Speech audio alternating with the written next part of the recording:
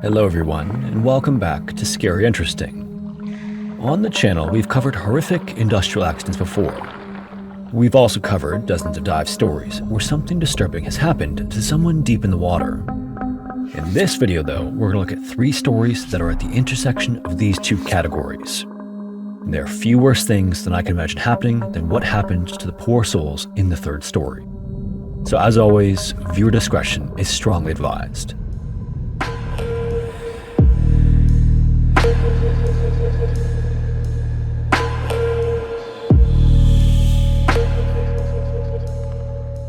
Before we get into the video, I want to introduce you to today's sponsor, Raycon, and their awesome earbuds. Right now, Raycon is offering 20% off their essential open earbuds, but beyond just the deal, these earbuds differ from average ones in a few cool key ways. First and most importantly, they have an open ear design. So although they sit right at the ear canal and are just as loud as regular earbuds, they're not jammed in, almost plug in your ears. This makes them both more comfortable and keeps your ears open to your surroundings while still delivering crystal clear sound. To ensure they stay in place, they have a multi-angular hook to keep them over your ear almost no matter how hard you try to get them off. I tested them running and in the gym, and they stayed in place no problem while also being comfortable the entire time. They also have multi-point connection, meaning you can switch seamlessly between devices, and they come with 36 hours of battery life in the charging case. On top of everything else though, they offer the same premium audio quality as bigger brands at half the price, and they have a 30-day happiness guarantee if you aren't satisfied. And by the way, I don't even get to use them because a friend of mine liked them so much compared to their current pair, I let them keep them. So if you want to get a pair and take advantage of the discount, the Essential Open Earbuds are perfect for refreshing your routine this spring. Click the link in the description or go to buyraycon.com/scaryinterestingopen to get 20% off the Essential Open Earbuds. Thanks again to Raycon for sponsoring the channel, and now for today's video. Along the Chattahoochee River near Columbus, Georgia, the Lake Oliver Dam operates as an important part of the region's power grid. The dam was completed in 1959, and its construction created the Lake Oliver Reservoir. Since its establishment, the facility has been owned and run by Georgia Power, and the dam produces power using 4 hydroelectric turbines. Water from Lake Oliver is directed through the structure and into those turbines, where its movement is converted to electricity before continuing on downstream. Although that process sounds simple enough, making it work requires careful management inside the dam. Water has to be routed through internal pipes in a specific sequence, and that sequence depends on several mechanical components working together. Head gates regulate when water is allowed into the system. Valves then control how water enters large pipes called penstocks, which carry it directly to the turbines. Chains are then also used to operate some of those gates. When everything is functioning properly, operators can control the system with precision. When something goes wrong, however, sometimes even a single failure can disrupt operations and require direct inspection inside the dam. Now, before a turbine can be activated, its penstock must be filled with water. This process involves opening designated valves that allow lake water into the pipe. Because of the amount of water involved and the number of hazards it creates, any inspection or maintenance work inside the dam is supposed to follow strict safety procedures. Valves are meant to be closed, locked, and formally documented in writing to ensure there's no water movement in areas where people are working. For most of its history, the Lake Oliver Dam functioned without major problems, but that changed in the fall of 2020 when Georgia Power employees encountered a mechanical issue. On October 21st, workers were opening the head gate to a turbine known as Unit 2 as part of its routine use, and that process relied on a chain connected to the head gate. During the attempt to open the gate, however, the chain failed. Like most components, because the chain and gate were underwater and located inside the dam structure, there was no way to fully assess the situation from above on the surface. That meant that they had to send a commercial diver into the dam to examine the chain and confirm its condition. This isn't uncommon for facilities like the Lake Oliver Dam. Hydroelectric dams regularly rely on specialized contractors for underwater inspections, and Georgia Power had an established relationship with a dive team capable of doing that work. So a little less than a week later, on October 27th, an industrial dive team was on site preparing to find out what the status of the headgate chain was. A man named Alex was part of that team, and despite being young for a commercial diver, he had been doing the work for more than 10 years. When the time came to decide who would go into the water at the Lake Oliver Dam, Alex didn't hesitate to raise his hand and volunteer. So with the diver selected, the team prepared for the dive, and Alex donned a wetsuit as well as a helmet equipped with a light and a camera. Inside his helmet was also a radio that would allow him to remain in contact with another member of the dive team on top of the dam. At 12:42 that afternoon, Alex entered the water and began his descent along the headgate chain. Within just 12 seconds though, everything changed. Suddenly, Alex's left arm was pulled into a pipe about 10 inches wide. The force drawing his arm in was overwhelming, and Alex screamed over the radio that he was stuck.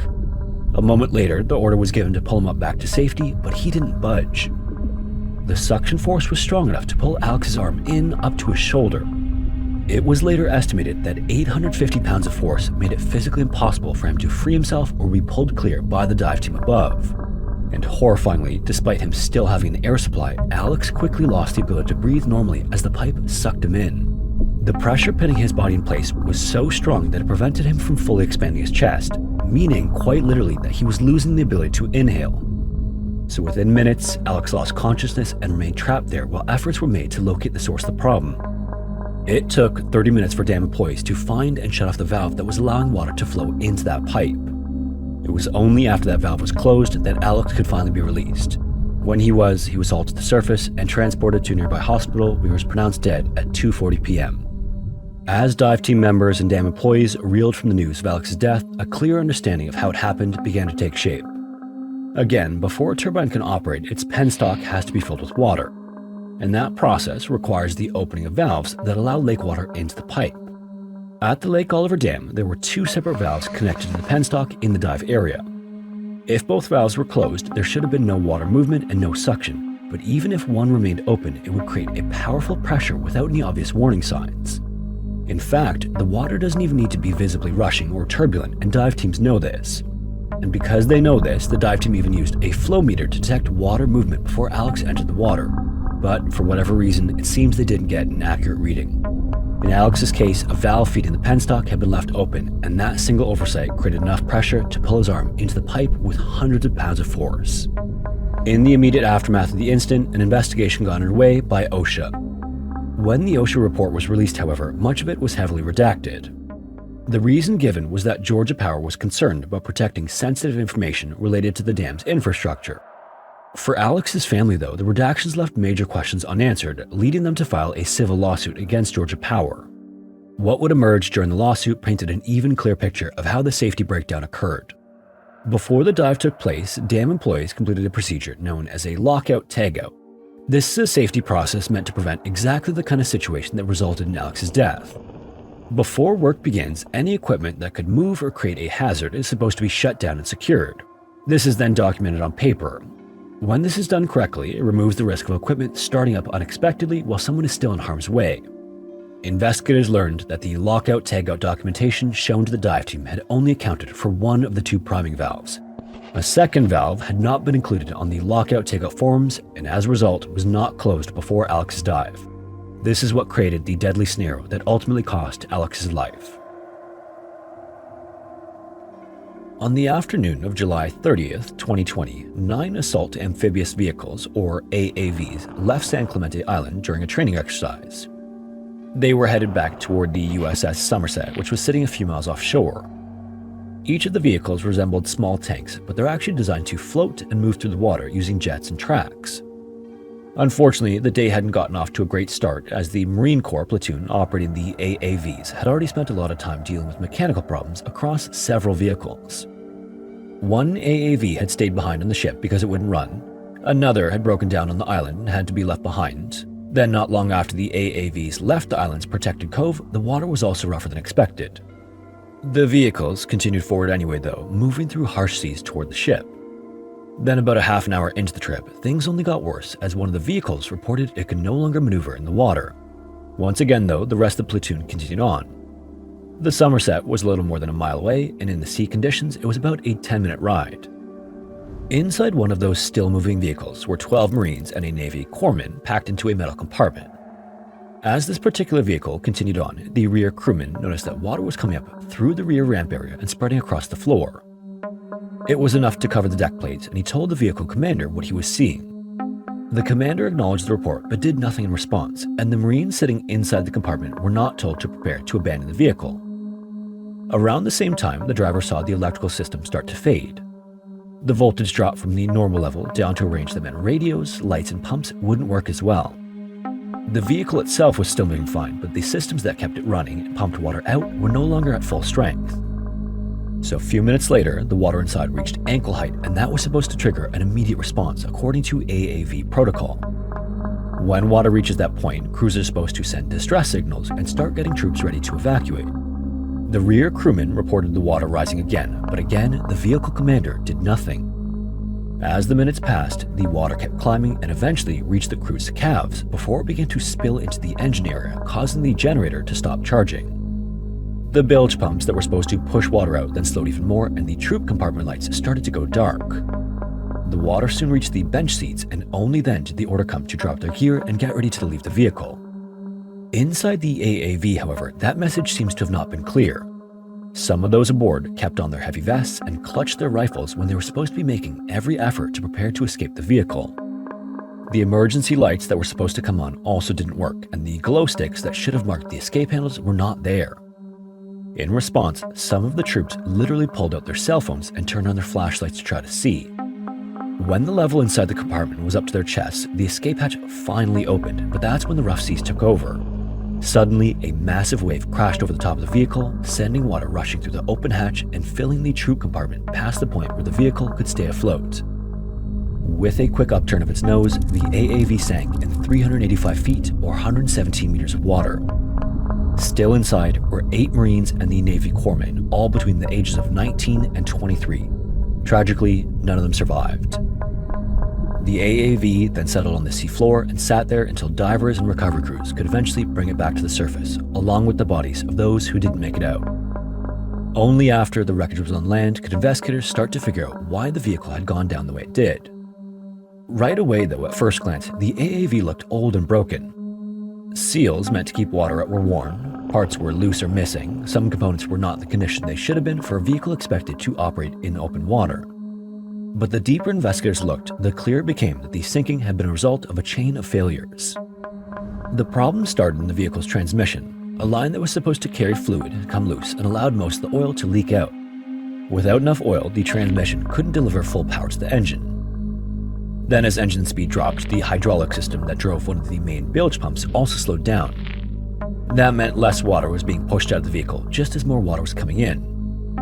As the water level rose, it reached the generator. Then once that went under, it stopped working, and at that point, the AAV was running on battery power alone. As water filled the troop compartment rapidly, the result was a steady loss of buoyancy. But while those mechanical issues explain how the AAV filled with water, they don't explain why it was in such poor condition in the first place. As investigators traced events leading up to the incident, a clear pattern of failure emerged. In early 2020, the platoon was denied a set of serviced, functional AAVs and instead was forced to use vehicles that had been sitting for months. Inspections showed that most were in poor condition, several didn't run at all, and others lacked critical safety equipment. Requests to replace those vehicles were then rejected, and because the AAVs were never properly transferred to the unit, they couldn't get parts when needed, making repairs slow or incomplete. From late spring into early summer, the vehicles cycled constantly in and out of service. At the same time, and possibly worse, the Marines who would ride inside them were dangerously undertrained for water emergencies. Underwater escape training, which was a requirement for these types of operations, was mostly skipped due to equipment issues, COVID delays, and scheduling problems. By the day of the sinking, only 2 of the 13 Marines aboard the sinking AAV had ever practiced a real underwater escape, leaving the rest unprepared for a catastrophic failure in open water. And on top of everything else, despite requirements for 2 dedicated safety boats during AAV water operations, only one was planned, and it broke down before launch and was never replaced. Another fully loaded AAV was informally designated as a backup rescue vehicle, then left behind after it also broke down, leaving the remaining vehicles with no rescue support at all. When the AAV began flooding, it took roughly 45 minutes to sink, time during which a functioning safety boat could have been on the scene. As a result of all of this, the July 30th, 2020 sinking became the Marine Corps' deadliest accident in decades, leading to the relief of 2 senior commanders and disciplinary action throughout the chain of command. In the decade after World War II, the Soviet Union turned its focus toward its submarine force because beneath the water, a new kind of arms race was unfolding. Rapid technological change created a constant pressure to keep pace with Western advancements, and submarines became central to that effort. Many of them were constructed with the latest and greatest, but that also meant that many of them doubled as test platforms. The Soviet S-80 submarine was one of the ships at the tip of all this change as construction on it began in March of 1950.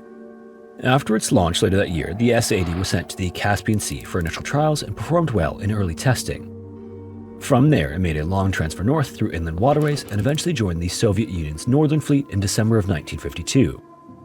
For several years afterward, the submarine served in a conventional role, conducting patrols and training exercises in Arctic waters, where cold temperatures and heavy seas were the norm. That changed in the summer of 1957, though, when it was taken out of service for a major overhaul. Although it was engineered with the latest technology in mind just 7 years earlier, further advancements since then already threatened to make the ship obsolete. These modifications increased the ship's capabilities, but they also made it more complex and more demanding to operate. But either way, when it returned to the sea in April of 1959, it carried a full crew of 68 men, including officers, foremen, and sailors. They were now responsible for managing a vessel that combined older diesel-electric technology with newer, still-evolving systems. In January of 1961, the S-80 departed port for a routine training mission in the Barents Sea, and by late in the month, the Barents Sea was restless, to say the least. Darkness dominated the Arctic at this time, and air temperatures hovered around 23 degrees Fahrenheit or -5°C, which was cold enough to freeze exposed metal quickly. At sea level, winds whipped up waves reaching as high as 20 feet or 6 meters, pushing conditions firmly into what sailors classified as very rough.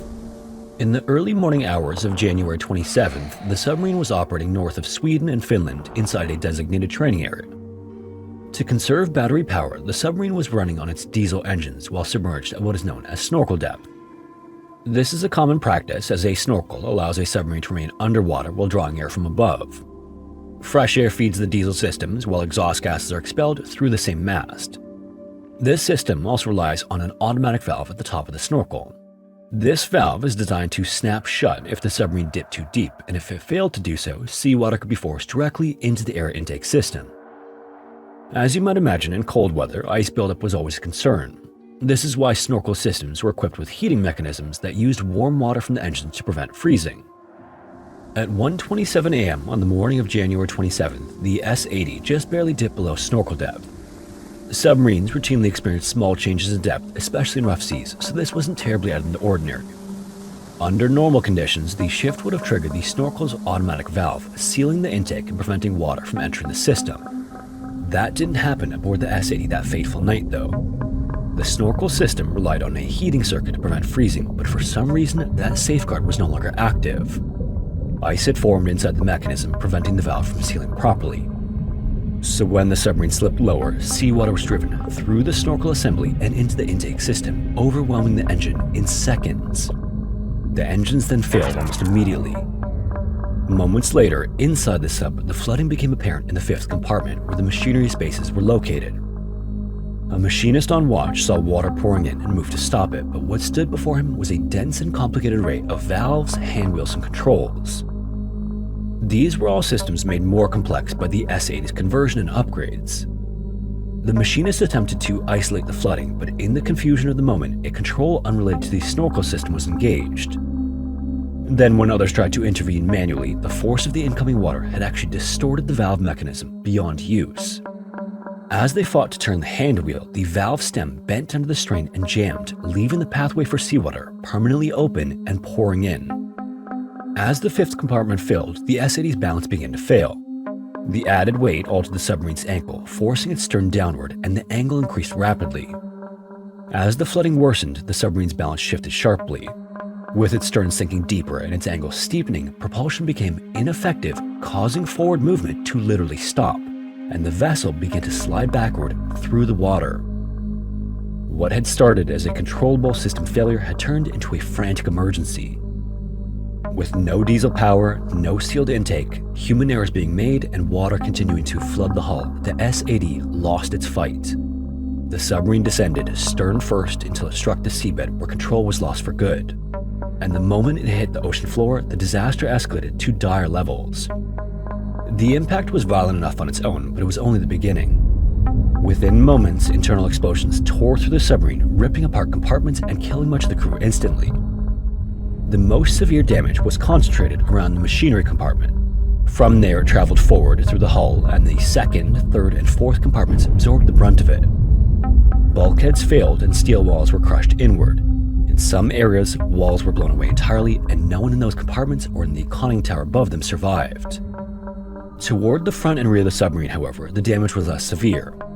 Some men survived the initial impact and explosion and were sealed inside the aft compartments with no way of knowing what happened elsewhere in the boat. But even without knowing exactly what happened, those who survived understood quickly what they were facing.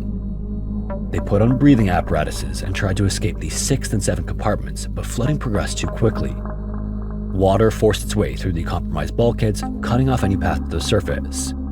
Those compartments and the men inside were soon lost in the freezing water. Elsewhere in the sub, there were still surviving men in the first compartment, which had gone undamaged but not without flooding. These were the men who survived the longest. Cut off from the rest of the submarine, they worked to fight the incoming water. And 4 days, they held on beneath the Barents Sea, waiting for help that would never arrive.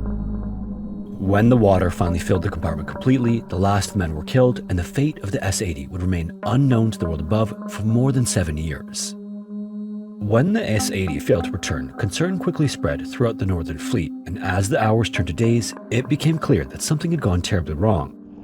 A search was then launched, but it was limited in both scope and capability, as the Barents Sea in winter was a hostile place for surface ships. Search efforts continued for several weeks, but stopped short of where the S-80 actually lay. Had the operation extended less than 2 more miles, it might have been found, but even then, there would have been little anyone could have done. The search was eventually scaled back, and the S-80 was added to the growing list of Cold War losses that were a complete mystery. Several more years later, though, by the late 1960s, the Soviet Navy returned for another search, and a breakthrough finally came in June of 1968.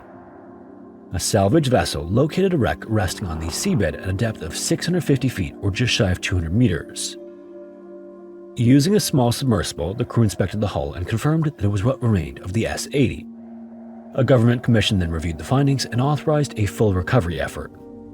The operation began on July 9, 1969, and 12 days later, the S-80 broke the surface of the sea for the first time since its sinking. The first men to enter it after it was raised were met with a scene that no one could have prepared for. Inside the sub, bodies lay face down across the decks, coated in diesel fuel that had leaked from ruptured tanks during the disaster. Despite having spent so much time underwater as well, many of the bodies were remarkably well preserved. Faces were actually recognizable, and some sailors could be immediately identified by those who knew them. Most horrifyingly though, several more grim discoveries were made as it revealed that not everyone had died instantly. There were clear signs of prolonged survival. Like, for example, in the second compartment, investigators found a crewman who seemed to have ended things himself by electrocution. Then, elsewhere in the sub, another sailor was found to have ended things himself in a bunk using a rope and remained there undisturbed for all 7 years.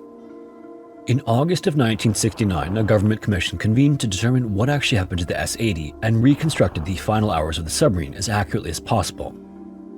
In the end, the commission confirmed that the immediate cause of the accident as being the seawater that entered the snorkel system after the submarine dipped below the snorkel depth. From there, a series of human errors compounded the situation. Emergency ballast tanks were never blown, which was a step that could have forced the submarine upward. The electric motors, which might have restored limited propulsion, were not started either. As a result of all of this, 68 men lost their lives in some of the worst conditions imaginable. The most disturbing of which were the men who survived the initial sinking and sat there on the ocean floor knowing that no rescue was coming and were forced to take matters into their own hands. If you made it this far, thanks so much for watching, and a special thanks to everyone who supports the channel on Patreon or as a channel member. If you're interested, we offer early access videos that are released roughly a week before the regular YouTube uploads. Also, if you have a story suggestion, feel free to submit it using the form found in the description. Anyways, thanks again, and hopefully I will see you in the next one.